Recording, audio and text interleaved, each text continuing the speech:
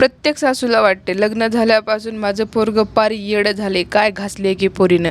पण सासूबाई, तुमचं पोरगं आधीच येडं आहे, ते तुम्हाला आत्ता दिसाले. लहानपणी आईला पैसे मागितले की आई द्यायची आणि म्हणायची कपडे धुताना बापाच्या खिशात सापडले होते. माझी पोरगी 5 वर्षाची झाली पण तिला अजून पैसे समजत नाहीत.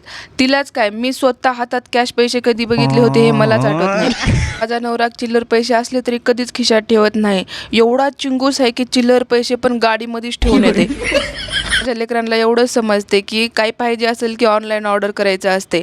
एके दिवशी मी ध्रुवीला लहानपणीचे तिचे व्हिडिओ दाखवत होते तर मला म्हणत होती, मम्मा मला छोटं छोटं बेबी खूप आवडतं, एक ऑर्डर कर ना प्लीज. आता हिला कसं सांगू, ऑर्डर यायला 9 महिने 9 दिवस लागतात.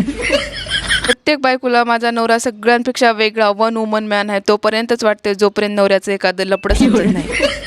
माझे लेकरं जेव्हा दुपारी झोपतात ना तर मला असं वाटते की अख्ख्या दुनियामध्ये मी एकटीच आहे, पण जेव्हा पण त्यांनी झोपेतून उठतात माझी अख्खी दुनियाच फिरून टाकते.